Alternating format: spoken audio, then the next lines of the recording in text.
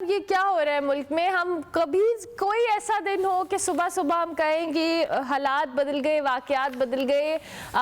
جو عوام کے مسائل ہیں وہ حل ہو رہے ہیں، یا کوئی ایسی چیزیں ہیں جو ہم جس کو پازیٹیو یا آپٹمسٹک وے میں ڈسکس کر سکیں، لیکن ہمیں کوئی خبر صبح صبح چاہے وہ اخبار دیکھ لیں، سوشل میڈیا دیکھ لیں، کچھ ایسا نظر نہیں آتا۔ جی ارملہ، بالکل ایسی ہے۔ بدقسمتی سے پچھلے 2-2.5 سال سے ملک میں جو سیاسی جمود ہے اور جو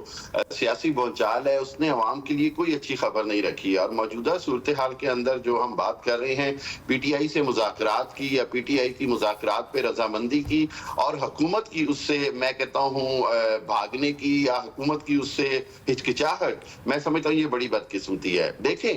پیپلز پارٹی کو اور پی ایم ایل این کو یہ سمجھنا ہوگا کہ 26 نومبر کوئی آخری دن نہیں تھا، پی ٹی آئی کوئی ختم نہیں ہو گئی، پی ٹی آئی کا وجود وہیں ہے۔ بالکل ٹھیک ہے، P T I back foot پہ گئی ہے، لیکن یہ سمجھنا ہوگا کہ کبھی کے دن لمبے، کبھی کی راتیں، اس طرح نہیں ہونا چاہیے۔ مسلم لیگ نون نے اور حکومت نے کئی بار بہت اچھے مواقع اس لیے ضائع کر دیے کہ ان کو لگا شاید اب وہ ایک طرح سے کلین سویپ کر جائیں گے، نان سٹاپ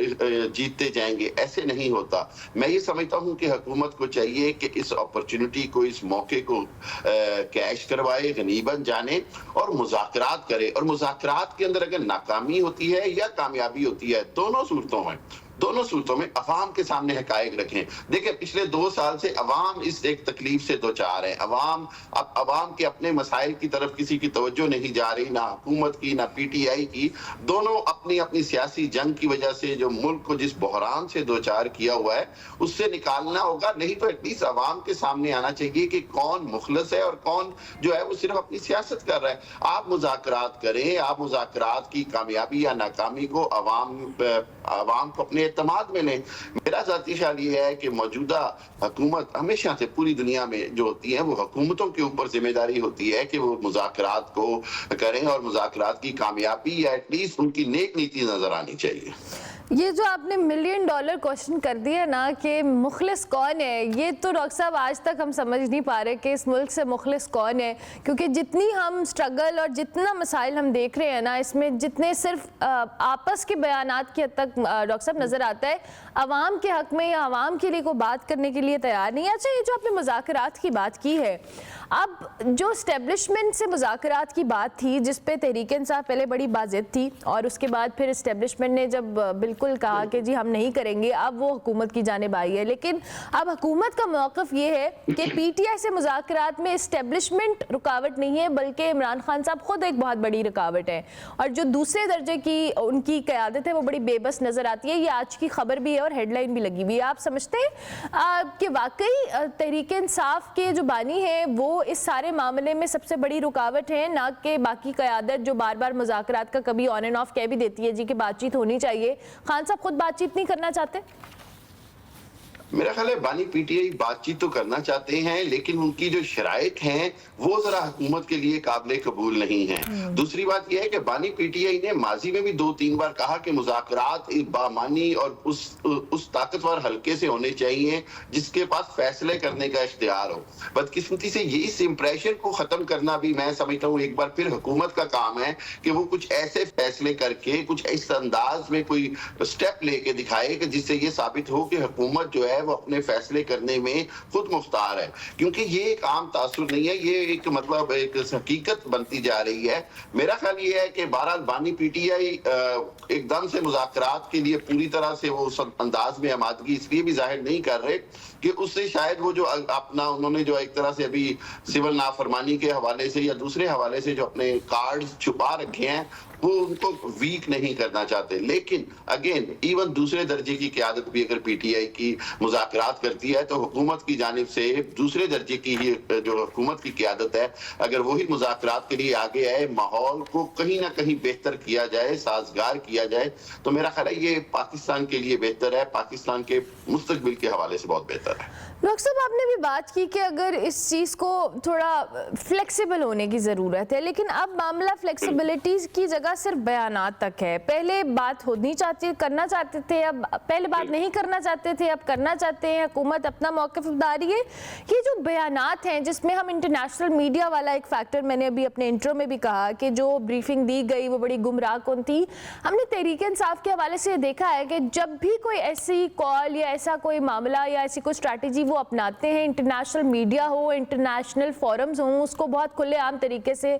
जो कह लें वो यूटिलाइज़ करते हैं, जिस पे बहुत दफ़ा उनको तनकीद का सामना भी करना पड़ता है हुकूमती हलकों से। आप समझते हैं कि ये जो स्ट्रैटेजी है तहरीक इंसाफ की कि इंटरनेशनल मीडिया हो या फोरम्स हो, उनको इन्वॉल्व किया जाए और अपने मामलात को वहाँ पर आवाज़ उठाई जाए? देखिए, मैं समझता हूँ ये बड़ी बदकिस्मती है। उसकी वजह ये है कि अंग्रेजी का एक मुहावरा है कि जो डर्टी लॉन्ड्री है वो घर में ही धोनी चाहिए, अपनी डर्टी लॉन्ड्री बाहर नहीं धोनी चाहिए। बदकिस्मती है कि तहरीक इंसाफ इसको शायद बहुत बड़ी प्ली समझती है। मैं ये समझता हूँ कि इवेंचुअली अवाम में ये चीज़ गैर मकबूल होती है कि पाकिस्तान कोई भी ऐसा इकदाम जो पाकिस्तान की बदनामी का बायस बने, उसको इस अंदाज में नहीं करना चाहिए। ख़ुसूसी तौर पर अगर उसके अंदर फैक्ट्स और फिगर्स भी सही ना दिए जाएं तो फिर मैं समझता हूं कि मुल्क की जग हंसाई भी होती है। लेकिन वहीं पर एक बात बड़ी गौर तलब है, और वो ये कि जब तहरीक इंसाफ को या उसकी लीडरशिप को ये महसूस होता है कि उसका मीडिया बाइकआउट किया जा रहा है, उसके ऊपर मीडिया सेंसरशिप है, उसके हवाले से बानी पीटीआई के हवाले से मीडिया सेंसरशिप है, तो उनको ऐसे लगता है जैसे उनके पास ये वाहिद सहारा है जिसके तहत ये बाकी दुनिया तक भी पहुंच सकते हैं और फिर बाकी दुनिया से घूम के वापस पाकिस्तान तक इंफॉर्मेशन आएगी। सो इस हवाले से मेरा ख्याल है हुकूमत को भी थोड़ी लचक दिखानी चाहिए और जिसको आप कहते हैं ना कि तहरीक इंसाफ को मुल्क के अंदर थोड़ा सा रूम दें और साथ साथ इस बात को इंश्योर करें कि बैनुल अक़वामी मीडिया भी गलत रिपोर्टिंग ना करे, हक़ाइक़ पर मबनी रिपोर्टिंग करे और जो बैनुल अक़वामी कवानीन हैं खबर को जांचने के, खबर को परखने के, उसको परखे बगैर एक प्रेस कॉन्फ्रेंस पर यकीन करके खबरें ना लगाई जाएं। उससे पाकिस्तान और मुल्क की जगहंसाई होती है। तहरीक इंसाफ को ये बात समझनी होगी कि इस तरह का प्रोपेगेंडा,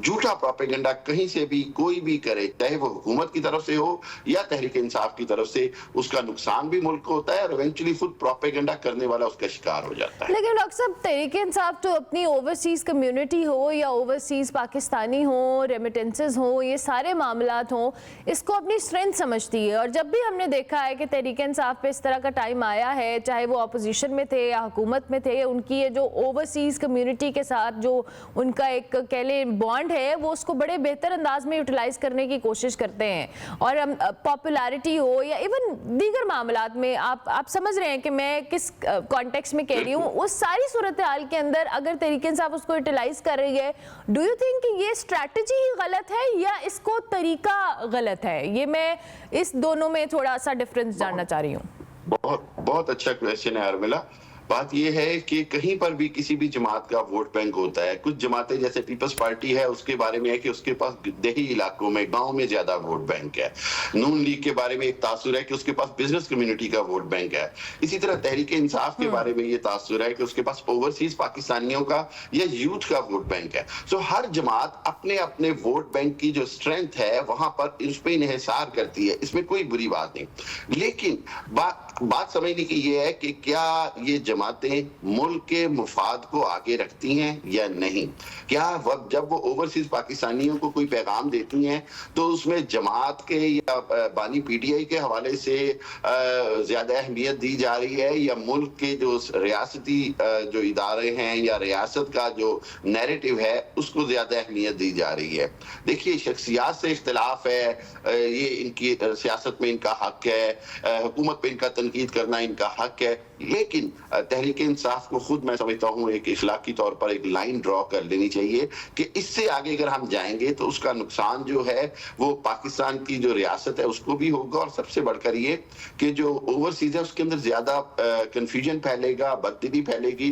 तो अपना ही वोट बैंक जो है वो कहीं इवेंचुअली खराब ना हो। साफ सुथरी सियासत बदकिस्मती से पाकिस्तान में नहीं हो रही है, लेकिन आइडियल सिचुएशन ये है कि जो बाहर का ओवरसीज पाकिस्तानी है वो बड़ा पढ़ा लिखा और समझदार है और उसको ये सब नजर आता है। मैं ये समझता हूँ कि ओवरसीज पाकिस्तानियों की जहां तहरीक इंसाफ की बहुत बड़ी ताकत है, वहीं तहरीक इंसाफ को सोच समझ कर उनके हवाले से फैसले लेने चाहिए। ٹھیک ہو گیا. یہ جو 26ویں آئینی ترمیم کا معاملہ ہے ڈاکٹر صاحب، اب اس ایک بار پھر خبروں میں آیا ہے اور شاہد خاقان عباسی صاحب نے سندھ ہائی کورٹ میں اس کو چیلنج کیا ہے اور تمام فیصلے تک، اس سارے سسٹم جو درخواست ہے اس کے فیصلے تک تمام ججز کو یا جوڈیشل کمیشن کو اور ہائی کورٹ میں نئے ججز کی تعیناتی کے حوالے سے پابندی کی استدعا کی ہے. آپ کیا سمجھتے ہیں جی یہ جو 26ویں آئینی ترمیم ہے یہ ابھی تک اس کا معاملہ یہیں پہ اٹکا ہوا ہے؟ ویسے تو وہ جو بھی ہے ابھی کسی نے اس کو ڈائجسٹ نہیں کیا ابھی تک. دیکھیے بات یہ ہے کہ 26ویں آئینی ترمیم جس انداز میں ہوئی، جس جلد بازی میں ہوئی،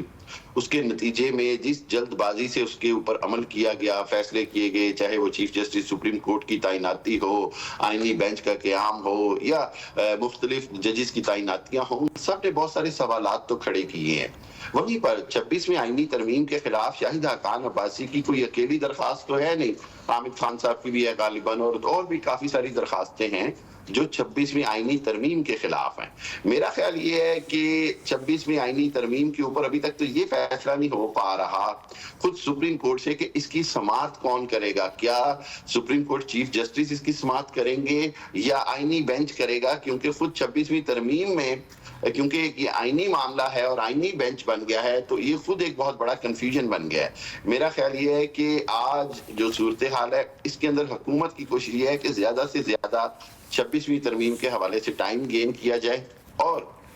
میں نہیں سمجھتا کہ شاہد خاقان عباسی کو کوئی اتنا بڑا immediate relief supreme high court یا سپریم کورٹ سے ملے گا کہ یہ جو موجودہ بینچ کام کر رہے ہیں یا تعیناتیاں جو ہیں وہ معطل ہو جائیں یا رک جائیں. لیکن یہ ہے کہ بہرحال 26ویں ترمیم نے پاکستان کی جو عدالتی نظام ہے اس میں ایک ایسی تبدیلیاں لائی ہیں ایسے وقت پر جس پر بہت سارے سوالات کھڑے ہو گئے ہیں. کیونکہ کوئی بھی تبدیلی اگر کسی شخصیت یا موقع یا کسی جماعت کو سپورٹ کرنے کے حوالے سے کی گئی ہو تو وہ اس کے بہت دور رس نتائج ہوتے ہیں، اور اس کا نقصان جو ہے وہ اکثر دیکھا گیا اسی جماعت کو ہوا جو لائی ہے.